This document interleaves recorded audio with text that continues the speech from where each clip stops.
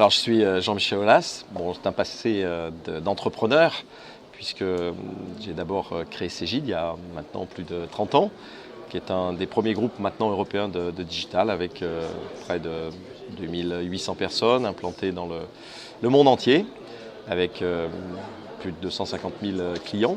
Et puis je suis aussi le président et actionnaire principal d'OL Group, qui est un groupe au départ qui faisait du football, qui est devenu un groupe événementiel et un groupe d'investissement dans toute une série d'activités qui sont connexes aux loisirs, à l'art, la culture et bien sûr le sport. Alors, bon, je pense que les deux choses sont intimement liées, c'est-à-dire qu'une entreprise du futur est une entreprise qui a un entrepreneur, qui a une vision. On est, et on parle beaucoup du monde disruptif qui fait que quelquefois on craint bien sûr les changements. Je ne sais plus qui disait que ce qui était difficile, ce n'était pas tant le changement que la résistance au changement. Et donc dans ce monde disruptif qui intervient chaque jour, on s'est mis en tête pour les entrepreneurs d'imaginer que la disruption crée des opportunités plutôt qu'elle ne détruit un certain nombre de réalités. Alors c'est probablement les deux, mais ça veut dire aussi qu'il y a autant d'opportunités que de risques. Et donc l'entreprise du futur, c'est celle qui va de manière extrêmement positive essayer de capter en termes de solutions ce que la disruption a détruit en termes de réalité.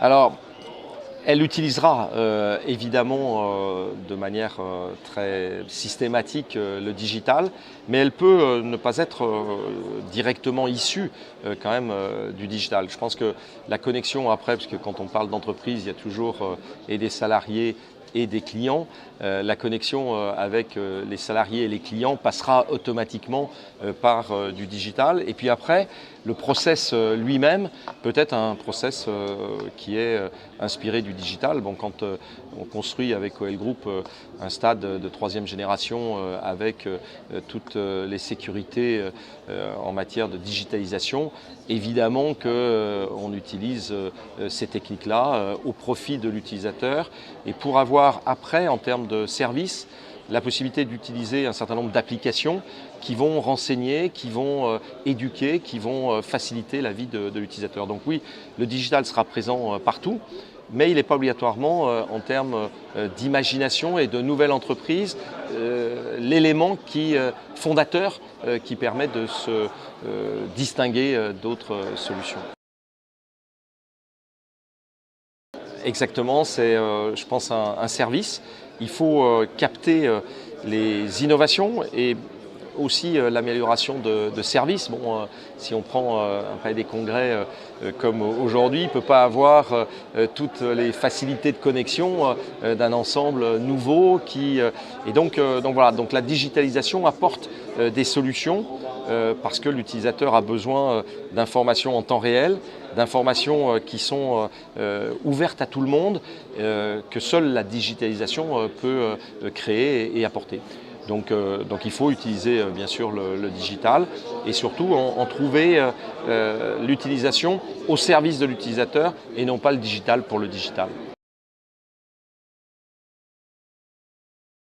Là aussi, ça fait partie du foot du futur, c'est-à-dire qu'il y a 10 ans, le foot féminin n'existait pas. On a imaginé, pour les mêmes raisons, je dirais, de principe de la mixité dans la vie de l'entreprise, que le foot féminin pouvait avoir des vertus complémentaires à celles du foot masculin. Et puis on s'est rendu compte aussi qu'il y avait, comme souvent, non seulement des plus, mais une forme, je dirais, d'intégrité qui n'existait pas de manière spontanée dans le foot, sur le plan de l'environnement, des spectateurs.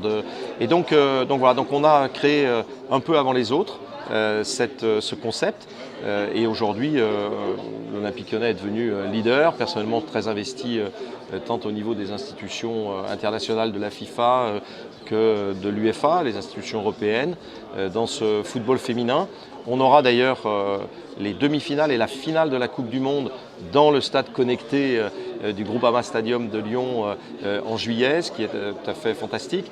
Et je vais vous faire une confidence, dans les premières ventes de billets, de package, on se rend compte qu'à Lyon, nous aurons pendant cette première semaine de juillet 2019, plus de 15 000 Américains qui ont déjà acheté des billets parce qu'ils considèrent que le foot féminin est ce qui se fait de mieux dans le monde. Donc ils vont venir à la découverte bien sûr du foot féminin et du Groupama Stadium, mais aussi et surtout de la métropole et de tout ce que la ville de Lyon et les entreprises peuvent apporter à non seulement ses vacanciers américains, mais aussi ses adeptes du foot féminin.